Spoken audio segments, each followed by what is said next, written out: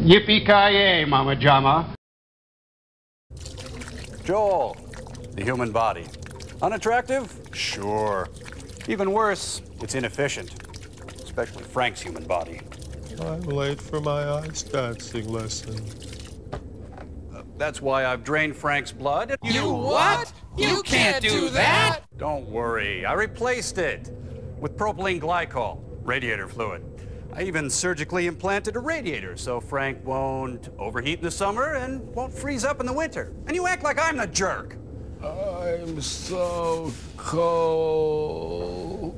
Granted, Frank's new system does need to be flushed nightly, but once you get the hang of it, it's not quite as tricky as it seems and can even be done on an outpatient basis.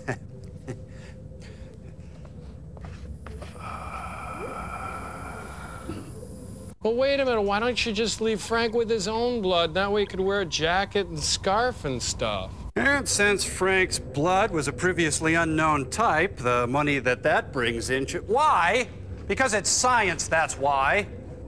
Oh, Frank, here. Why don't you run on to your lesson now? Come on, go ahead. Scoot, scoot. Oh, Joel, the stories I could tell of frenzied bachelor parties and exotic dancers jumping out of cakes. Sounds exciting? Sure.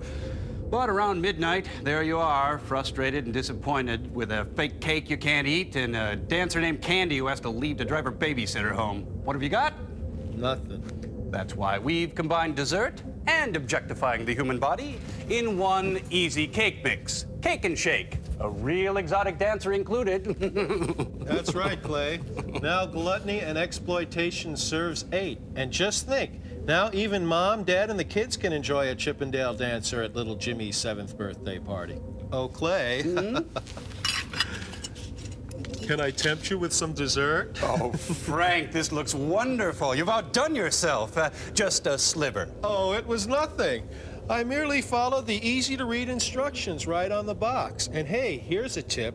Just fold the exotic dancer right into the cake. That way you save a step. You don't have to wait for the cake to finish baking. I'll remember that for my cake for the next bake sale. You what? You baked a person in it? An hour at $3.50? Start digging, Frank. I get the roast. Just dig, Dunkenhinder. Oh, it's beefcake. Hey. See, because he's... Hush. That fanny flag is a hoot. Derwin, it's them. Let's talk baseball. Better yet, let's talk baseball sponsors. Better yet, let's just talk. Baseball, the great American pastime. But how can we, as evil scientists, hope to dilute or even destroy this great summertime event? Frank? Oh, boy.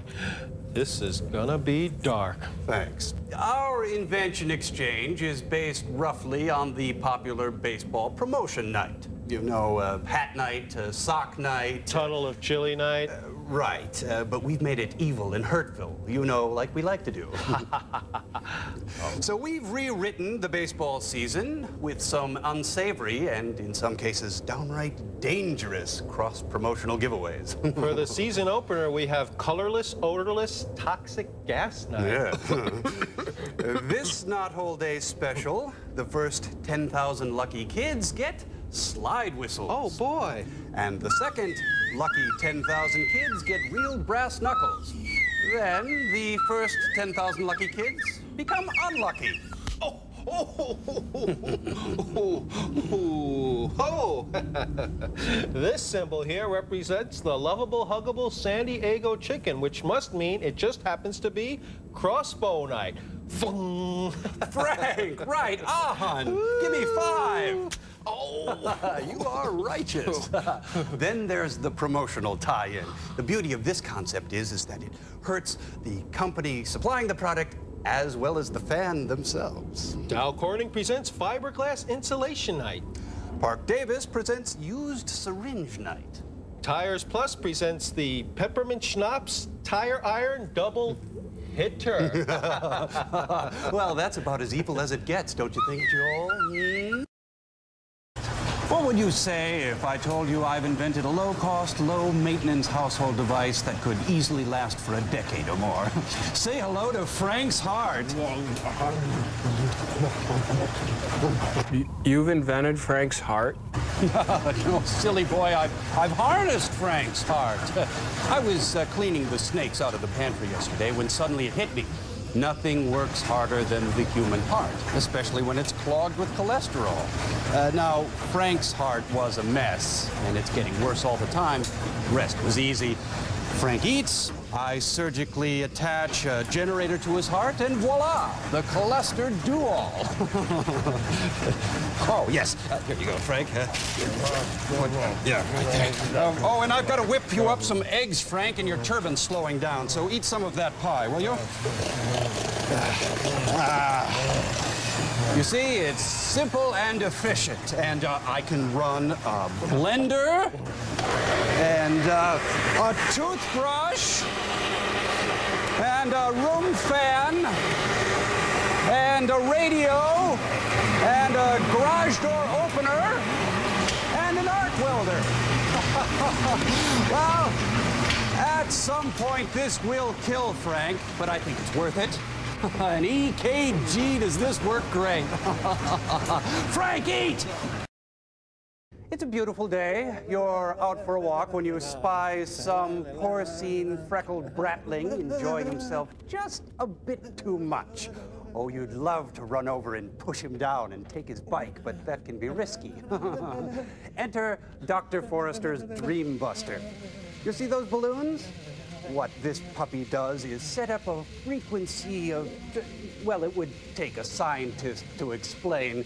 Just watch.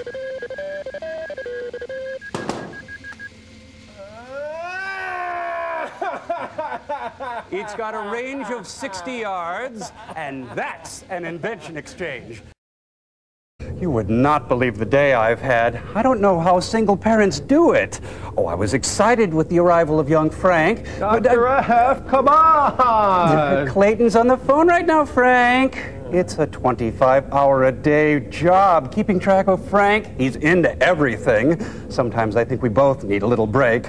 That's why I've invented the Frankenforcer. You see, the Frankenforcer keeps little Frank suspended in that disorienting no man's land between floor and ceiling.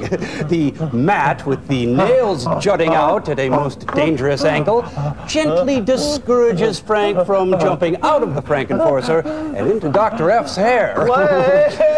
Just a little minute, Frankie. There you go. Now, Dr. Forrester has time to tabulate and standardize results of our latest experiment, postulate new theories, or just get the laundry done without worrying about this one. Plus, I've gotten to know someone very special, me. Our Invention Exchange this week addresses a need I'm sure everyone can relate to. And here's our own TV's Frank to tell us more about it. Frank? Thank you, Dr. F. Say, don't you just hate it when you're suffering from some horrible ailment and the only thing that can cure you is an organ transplant? I hate that. And what's worse, you go to the hospital, you have to wait days, weeks, months, sometimes even years to get that organ. That bugs the heck out of me. That's why we've come up with the Vendigut, the first vending machine that dispenses real human organs.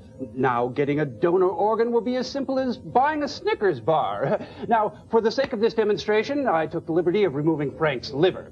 And You now, did? Well, don't worry. I also took the precaution of inserting your life savings into the Vendigut. Now, all you have to do is press B2, and voila, a brand new liver.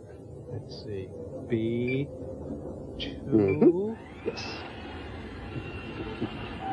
Oh, damn these things.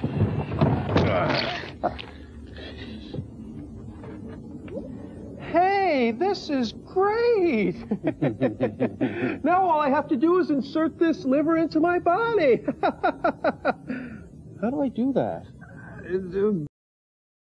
Say, what's one of the most popular forms of exercise this month? Well, that's right, the Recumbent Bike. As I see it, Recumbent creators were afraid to make them too comfortable. Well, I'm not afraid. Ta-da! The Recumbent Bike. Dr. F, Could you tuck me in before my ride? Of course, Franklin. There you go. Check out the reading lamp, nightstand, and goose-down comforter. Of course, we may have to ditch the wheels and the pedals to make room for the ice machine and espresso bar, but Doctor, I can't get it to go. Well, try harder, you load. But there's kind of a lot of stuff here. There's kind of a lot of stuff here. Nappy time, don't you think, Frank? Back up to you, Margot. Bonjour, my little friends. I must admit I'm giddy with excitement. You see, Frank and I have invented the first really real time machine. Previously, time machines had been mere works of fiction, but this is good. This is real. Isn't that right, Frank? That's right. We've broken through the space-time continuum and passed the savings on to you. It's quite complicated, actually, but all you need to know is that we get into the capsule and are transported back thousands of years, back to caveman time. Bonjour! That's right. We're heading back through time at a dizzying speed. Oh, boy, look. We're in the 60s. A time of tumultuous change. Oh, why, Frank, I've spotted a T-bird. We must be in the 50s. Oh, no, now it's the 40s, the 40s. Yeah, but that's why I'm busy planting my victory garden. Back, Frank, back we go. Oh, hi, Alexander Graham Bell. Farther back still. Why, it's... hello, Kit Carson, Frank. Howdy. Boy, it sure is weird being in the Old West. Hey, are you dressed yet? No. Mike, we seem to have entered some kind of strange time porthole thingy. Allow me to shout back through the centuries, back to you, Nelson! Many is the time that I've been purposely striding through a major department store when suddenly, right in the middle of ladies' lingerie, I'm accosted by the perfume lady. Good afternoon, sir. Can I entice you with a sample of libidinous? And next time you're sampled, sample back with my designer line of Mace Mousse. You see, Mark, just spritz of Satan's jockstrap did the trick. And my designer mousse also comes in Velvet Cudgel, Delirium, and Essence of Detroit. Frank, you also get a free sample of our bath gel. Here you go. Thank you.